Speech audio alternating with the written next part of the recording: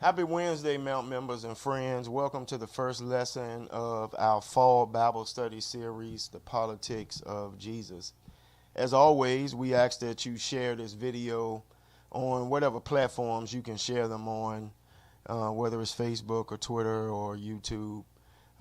You can even invite others to call in 804-203-9011 to listen. If for some reason they have the Dial Pad app, they can use that as well. All right, let's get started. We're in the last 7 weeks before a critical election. Here in Virginia, in the Commonwealth, we have elections every year. But every 4 years, we have presidential elections. The presidential race is very important. But there are also some other crucial down ballot races that you've got to pay attention to, that you need to pay attention to. On the state and local level, you're going to have to make some informed decisions. Now, if you live in Richmond, Hanover, Henrico, Chesterfield, you're going to be voting for the president and the vice president. You're going to be voting for the U.S. Senate, one of the seats anyway, and you're going to be voting for your congressional representative. Most of you are going to fall in one of two categories, which is either Congressional District 4 or Congressional District 1. Those are the two congressional districts that pretty much cover our areas. Now, if you live in the city of Richmond, you have local elections on the plate as well. So you're going to be voting for the office of mayor, and there are 5 candidates. You're going to be voting for your city council representative and your school board representative in each one of the 9 districts. And so make sure you've got 50 days before the end of voting. So make sure that you go ahead and educate yourself, not just on the president, not just on the vice president, but on U.S. Senate, on your congressional seat, and on your local elections. If you're a member of Six Mount Zion, you may end up seeing some of these local candidates come through.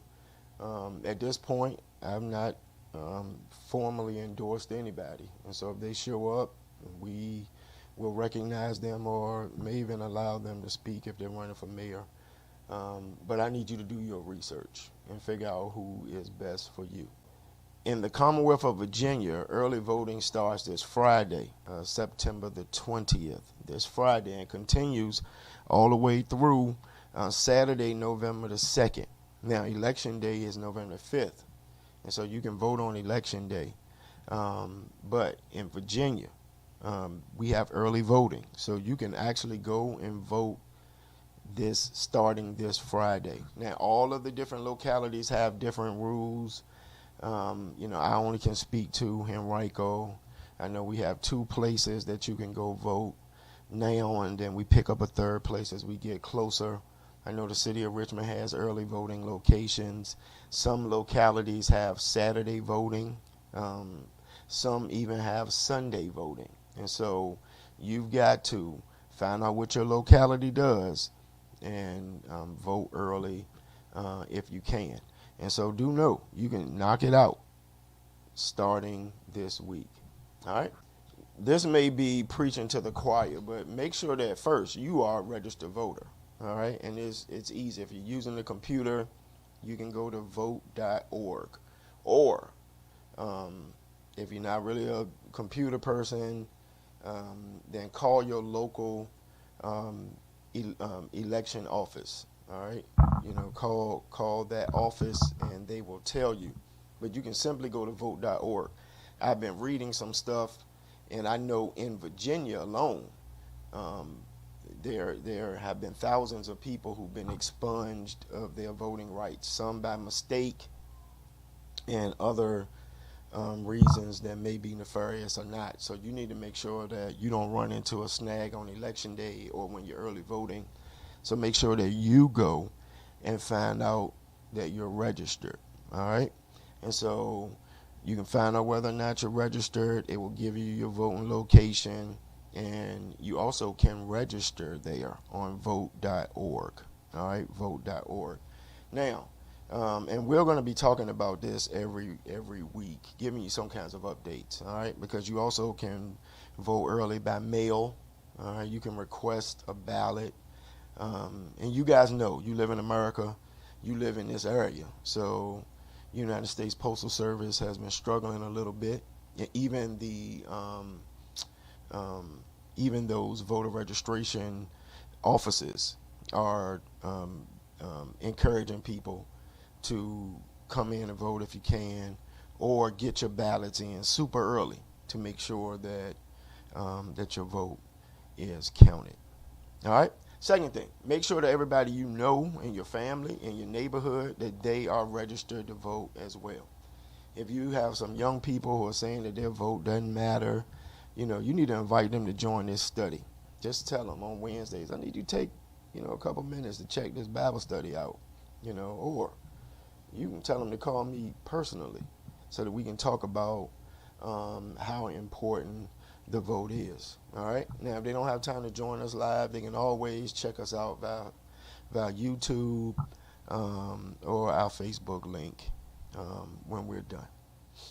For this Bible study series, we're going to be using the books, The Politics of Jesus, as our guide. Now, Obery Hendricks first published this book in 2007, and the description of the book reads as follows. This is almost 20-year-old description. Who was Jesus?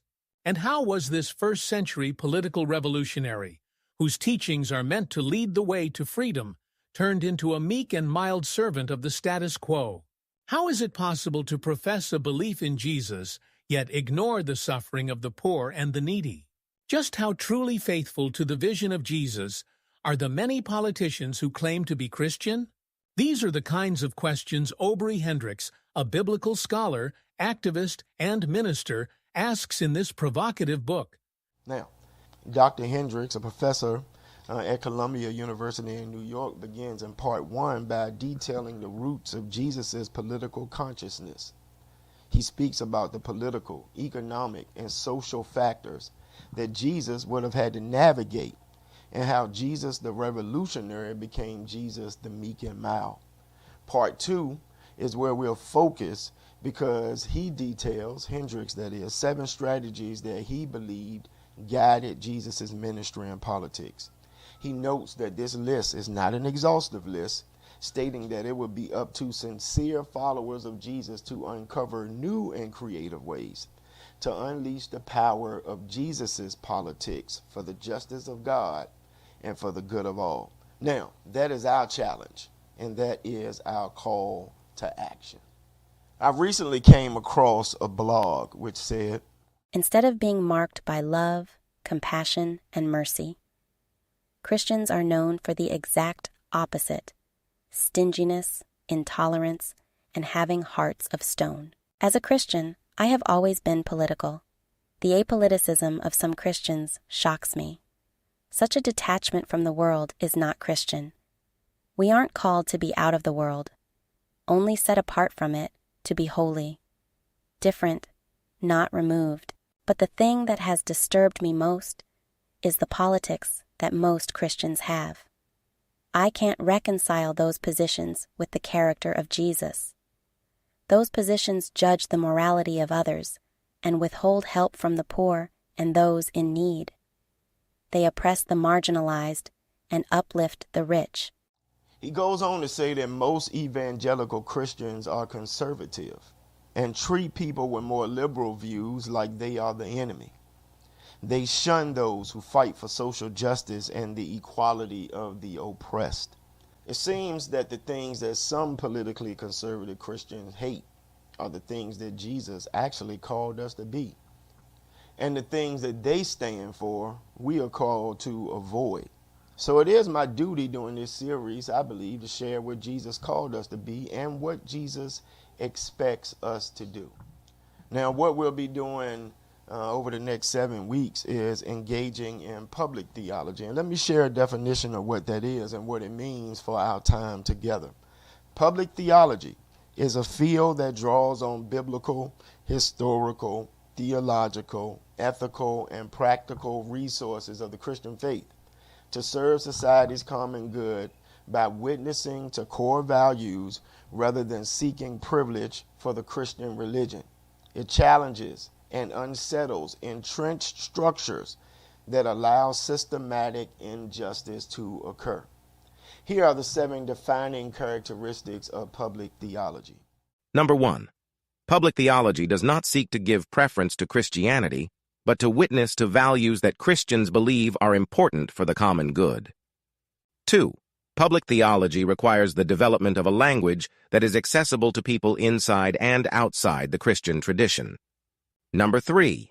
Public theology requires an informed knowledge of public policy and issues, grasping the implications of what is at stake and subjecting this to analytical evaluation and theological critique. 4. Public theology requires doing theology in a way that is interdisciplinary in character and uses a methodology in which content and process are intertwined. Number 5. Public theology gives priority to the perspectives of victims and survivors and to the restoration of justice. It sides with the powerless against the powerful and seeks to speak truth to power. 6. Public theology requires congregations to be consciously nurtured and informed by biblical and theological reflection and a life of worship. And finally, number 7. Public theology requires a spirituality that enables a lived experience of God, with people and with creation, fed by a longing for justice and wholeness and a resistance to all that thwarts well-being.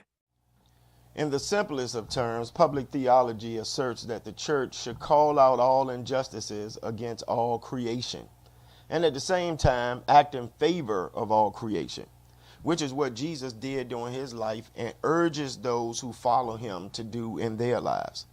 We'll look at the historical Jesus, and many who may not believe him to be their Lord will acknowledge that he was indeed a leader. He was so great a leader that 2,000 years after his death, his believers are willing to suffer ostracism, imprisonment, torture, and even death to follow him. But when we search the record, we will find that the historical Jesus is different than the Jesus you may have in mind. The historical Jesus was not. The historical Jesus was not white. The historical Jesus was not American. The historical Jesus was not racist, was not homophobic, was not rich, was not hateful, was not unforgiving.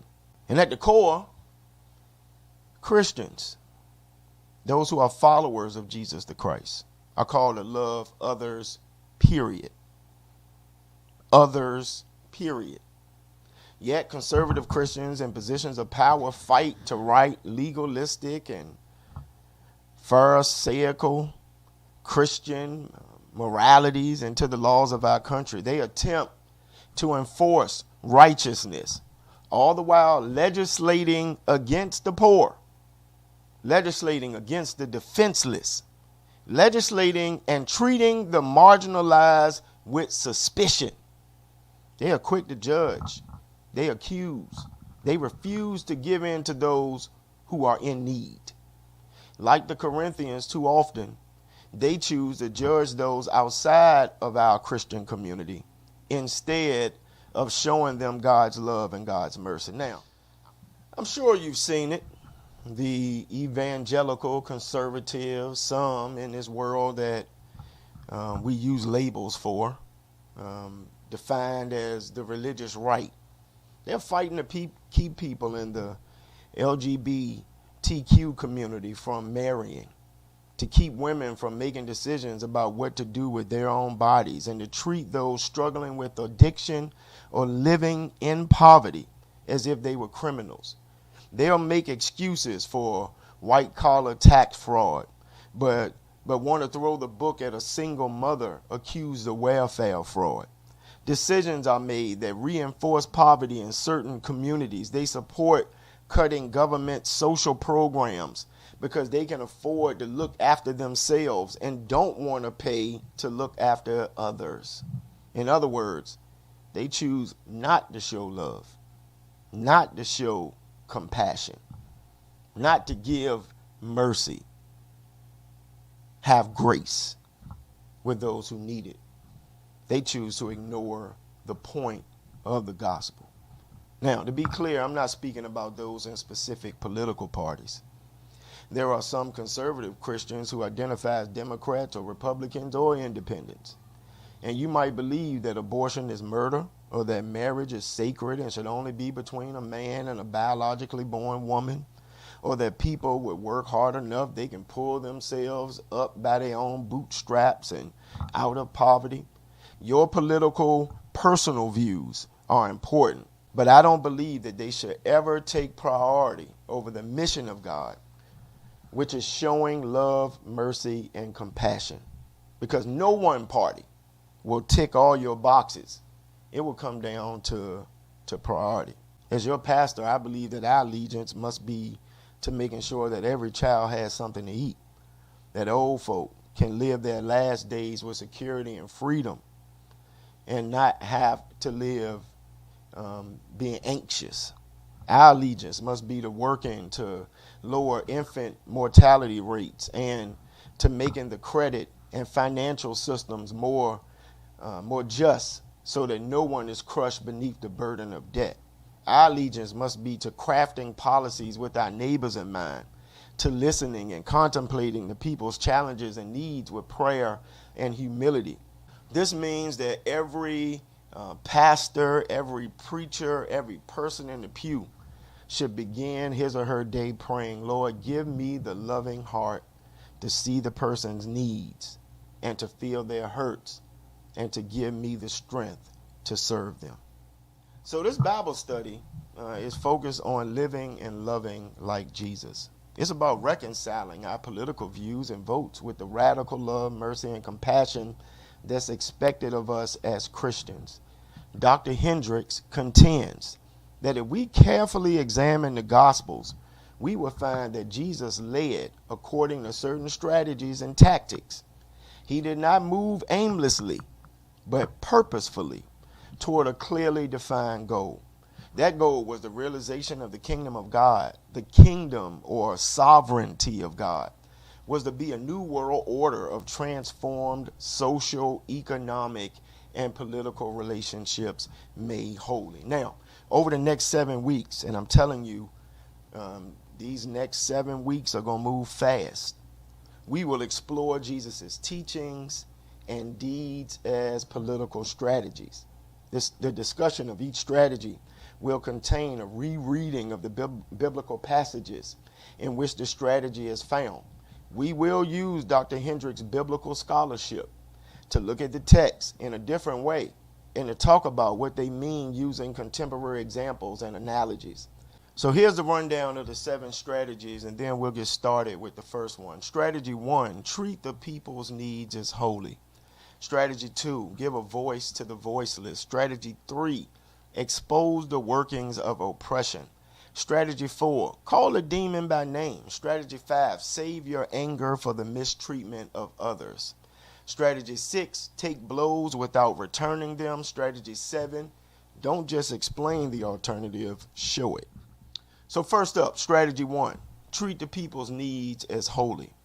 Our focus text comes from familiar passages of Scripture. First, we'll listen to Matthew 6th chapter, verses 9 through 13, and then Luke 11, verses 2 through 4. This, then, is how you should pray. Our Father in heaven, hallowed be your name. Your kingdom come. Your will be done on earth as it is in heaven. Give us today our daily bread. And forgive us our debts, as we also have forgiven our debtors. And lead us not into temptation, but deliver us from the evil one. One day Jesus was praying in a certain place. When he finished, one of his disciples said to him, Lord, teach us to pray, just as John taught his disciples. He said to them, When you pray, say, Father, hallowed be your name. Your kingdom come. Give us each day our daily bread. Forgive us our sins, for we also forgive everyone who sins against us. And lead us not into temptation. We just celebrated our 157th church anniversary, where we thank God for keeping us for over 15 decades. We're grateful. But I also know that despite all the pomp and circumstance surrounding churches today, the truth is Jesus didn't found an institution. Jesus started a movement. He wasn't sent to start a religion. Jesus came to show us the unconditional love of God. Now, despite what the artwork depicts, there was no halo above Jesus' head. And if you take Isaiah's prophecy to be a description of Jesus, then he wasn't much to look at. The Voice translation puts it this way. He didn't look like anything or anyone of consequence. He had no physical beauty to attract our attention.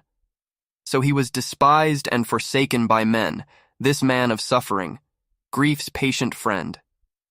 As if he was a person to avoid, we looked the other way. He was despised, forsaken, and we took no notice of him. Hendricks brings this up to let us know that it wasn't Jesus' physical presence or the power of his oratory that drew people to him, because such an attraction could only last so long and would not have survived the challenges his followers eventually faced. Apparently, what drew people to Jesus and what established his credibility was his selfless service to them.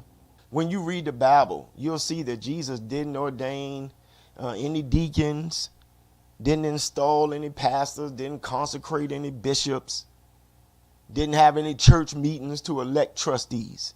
He issued no ecclesiastical degrees, wrote no complicated doctrine, established no churches, and endorsed no religious hierarchies. Jesus simply taught the men and women who followed him to put their love for God into practice by loving their neighbors as themselves. All Jesus had was a movement, plain and simple, and all who followed him in his lifetime were not only his disciples, they were also partners in that movement. Dr. Hendrick notes that it is unlikely the disciples were asking Jesus how to pray in the literal sense, because prayer was an integral part of the Jewish life. So what the disciples needed to know was what to pray for. When his disciples asked Jesus to teach them how to pray in 11:1, they were asking, what should be the focus of our conversations with God? What should we be asking God to help us accomplish? The power, the courage, and spiritual energy the disciples felt from Jesus was enough to cause them to uproot their lives and leave their kin behind with no questions asked. But now, as they're walking with him and realize that this life isn't one of luxury, they begin to develop some questions. As they listen to Jesus' ideas and his teachings in his Sermon on the Mount, they realize they are signed on to be a part of something that was totally new and something that also seemed to go against their previously unquestioned religious traditions. Jesus responded to their request with a model prayer that outlined the concerns and goals of his God-given ministry. This is how Jesus captured the allegiance of his disciples and the imagination of the people. He treated their needs as holy. Now, let's take a closer look. Now, the core meaning of both versions of the prayer is also the same. Treat your neighbors and their needs as holy. We are called to fulfill the needs of others as if we are serving God. The Lord's Prayer articulates the core principles of his ministry. And one principle I want to share before we go further is this. I want you to notice how this prayer does not lift up any personal concerns. What we call the Lord's Prayer was not meant to be an individual prayer.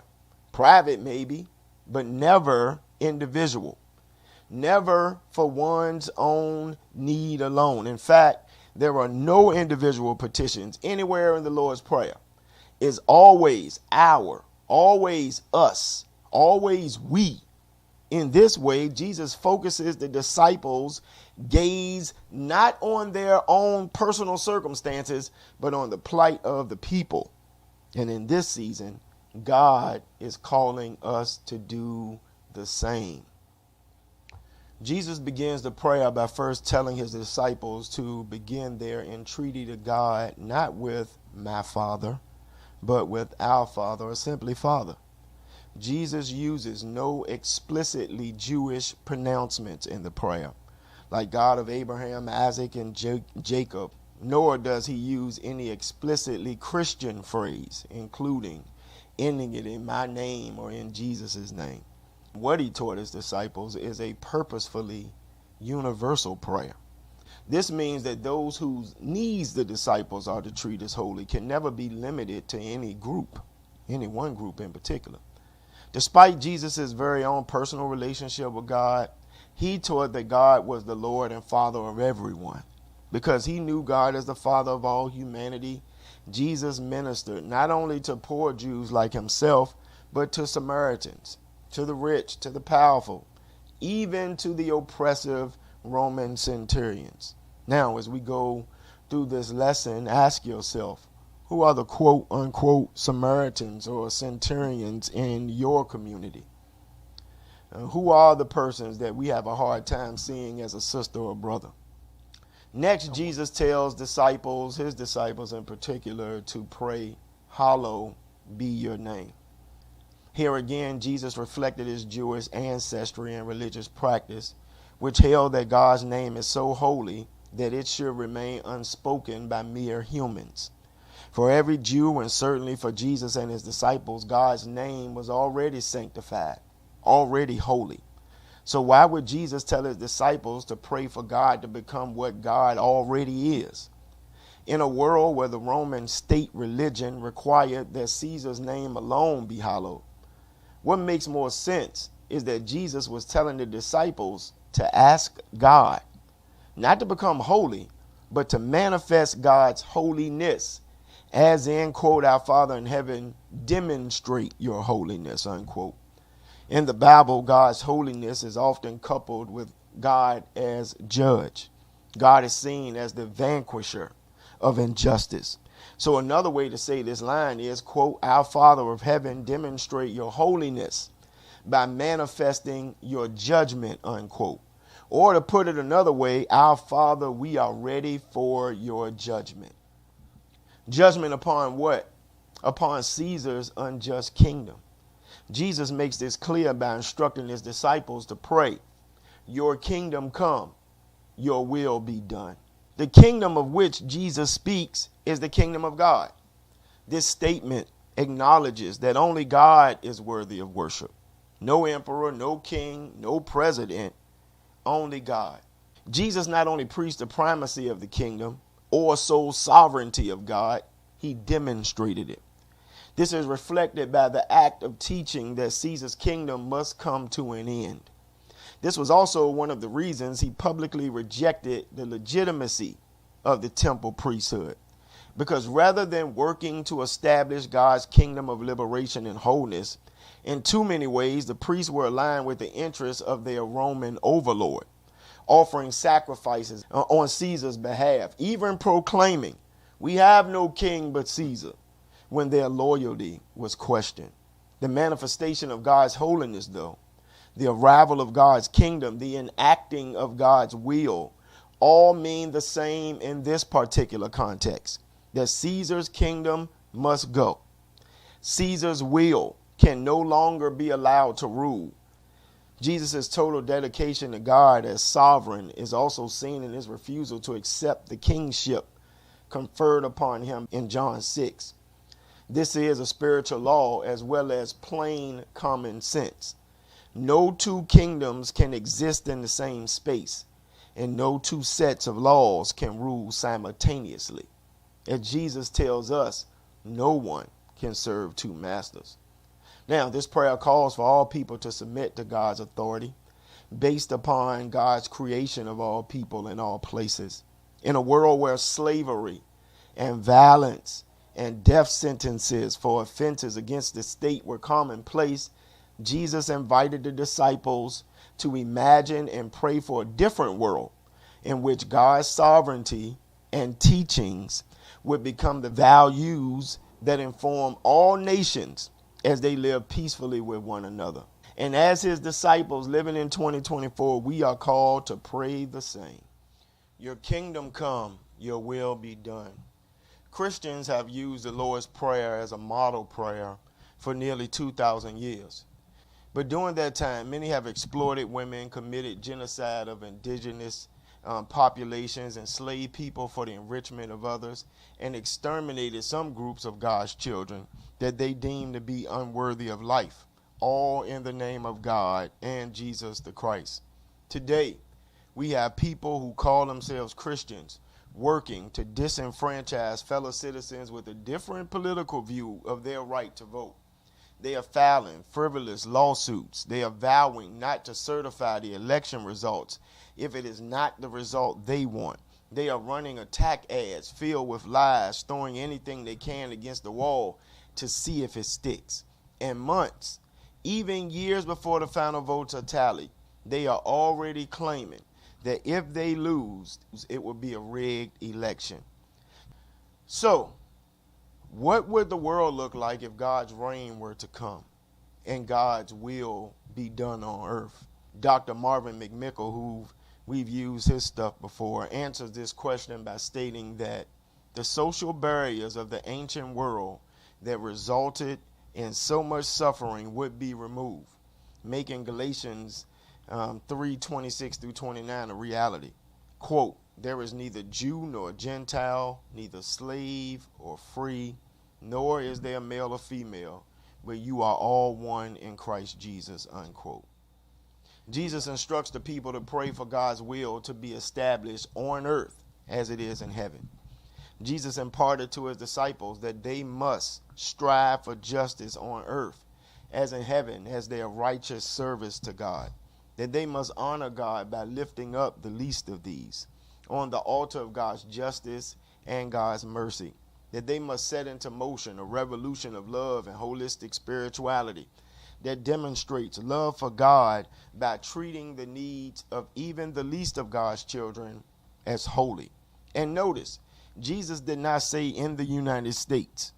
Jesus says on earth. This phrase in the Lord's Prayer is a global view of God's identity, a global view of God's agenda. During these days of hyper-nationalist sentiments in the U.S., we need to understand that God is not an American God. The United States is not God's favorite nation. God has an interest in all nations that God has made. So we serve God best when we want for other nations the same blessings of liberty, prosperity, and peace that we want for ourselves. Give us today our daily bread expresses a radical act of trust, a radical act of dependence rooted in the Old Testament story of Israel being given manna from heaven as they traveled from Egypt to the promised land. In the 16th chapter of the Old Testament book Exodus, God sent manna and quail to feed the people of Israel as they traveled through the desert to Mount Sinai. As an act of faith, the people were to gather only as much as they needed for each day. The only exception was on that day before the Sabbath, when they were allowed to gather enough for 2 days so that they could rest on the Sabbath. Those who gathered more than they needed found that the extra food rotted before they could eat it. Israel was challenged to trust God for their food on a day-by-day basis. Bread was the main food staple in Israel. Seldom was there a meal without it. On occasion after occasion, Jesus demonstrated his concern that the people have enough bread by feeding those who are hungry and by urging others to do the same. Praying for daily bread made sense in Israel in the first century because food supplies were uncertain. Between famine and locusts and attacks by rival nations that targeted their crops and flocks, daily bread was never guaranteed. Remember, praying for daily bread is not just for ourselves. We are to pray for God to be a provider to those who are unhoused, who are unemployed, who are underemployed, those who lack any form of medical insurance, and those who have no financial or food reserves. Who else would you add to this list? We are to pray for God to give us our daily bread, but then Jesus goes a step further, adding that we are to pray for the forgiveness of debts. Here we should be praying that people have the bread that they need. But we must also call for attention to the crushing debt system that was a major cause of the people's lack of bread. Jesus denounced the injustice of economic indebtedness, reminding his listeners that Caesar's callous economy is not the caring economy of God. When Jesus taught his disciples to pray, release us from our debts, he used a Greek word that both means forgive and release. It is also a prayer for the end of Caesar's kingdom, because Caesar's kingdom could not stand without the imperial system that forced its subjects into debt in order to pay Rome the yearly monetary tribute. Forgiving the debts of others means decrying the exploitative ways of commerce and empire and refusing to participate in them any longer. It's a declaration to once again honor the biblical commandment not to steal, not to cheat, not to hold others hostage to debt, or even charge interest for the necessities that they need to borrow. This held the important spiritual lesson that those who follow Jesus must clear their own conscience and transform their own practice so that they can honestly declare that they themselves honor the dictates of God and not the ways of tax collectors. To pray, forgive us as we have also forgiven others, or to release debts, means we've chosen to give others the same justice, the same freedom, the same measure of life unencumbered by unjust policies that we seek to receive ourselves.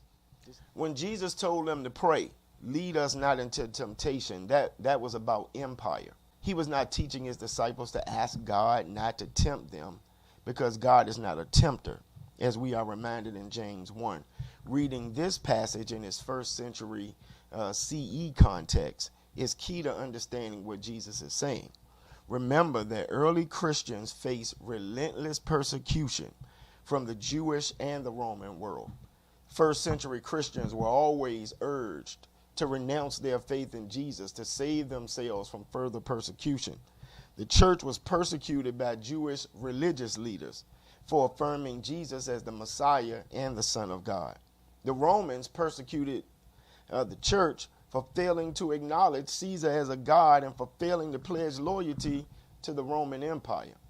Christians like Stephen were stoned to death for this very reason. Rome executed Christians like Paul for failing to conform to his laws and customs. So Jesus was instructing his disciples to ask for strength to resist the temptation to serve Caesar instead of God. The temptation to give up their struggle and accept the empire as object of worship that it had made of itself, and to treat rulers' needs as holy instead of the people's. Dr. Marvin McMichael says that this interpretation is consistent with Jesus' own experiences of being tempted by Satan, when Satan tried to get Jesus to worship him and violate God's laws. So the temptation that we are called to resist is not about personal morality, even though that seems to be the focus of the contemporary church. Dr. McMichael warns about Christian nationalism, which you may have read or seen news stories about. This is the idea that God favors the United States as some type of special nation, and that the Bible, not the U.S. Constitution, should be the basis for governing America. Christian nationalists believe the wall of separation between church and state should be removed so that the church can rule the country. Christian nationalist ideology would label the vast majority of Americans as second-class citizens because of their ethnicity, their sexuality, or their religious affiliation. When the power of state is used to advance the work of any group that presumes to speak on behalf of the whole church, Christians must resist this temptation. We must defend Christianity from Christian nationalists. Lead us not into temptation is where Jesus' model prayer ends in Luke. So this is where we will stop today, but I do want to wrap up with this. Jesus taught the disciples to treat people's needs with reverence, with respect, and with compassionate care. Jesus made clear to them that using their strength and their gifts to make this a just world was the most important service that they could ever render to God. Jesus taught them to serve God by making sure that everyone had enough daily bread, that everyone was free from economic violence and exploitation, and that everyone was delivered from the grip of unjust kingdoms and principalities and powers. Jesus reminded people of what they too often seem to forget, that the best way to serve God, the best way to relate to one another, was through love. Jesus loved his neighbors as himself in both word and deed. He proved that he was with them and he was one of them. He was not a self-designated leader, nor was he placed at the people's head by those in social or political control. Jesus was simply an authentic leader because he was organically tied to the people that he served. He was recognized as their leader because he treated them and their needs as holy. The notion of treating the people and their needs as holy did not originate with Jesus. The ethical basis of Jesus's politics was based on the Hebrew biblical concepts, meaning justice, righteousness, and one that we've talked about before, hesed, which refers to love. Occurring some 240 times in the Hebrew Bible, hesed is one of the most important principles in Old Testament ethics. It has three basic meanings: love, strength, and steadfastness.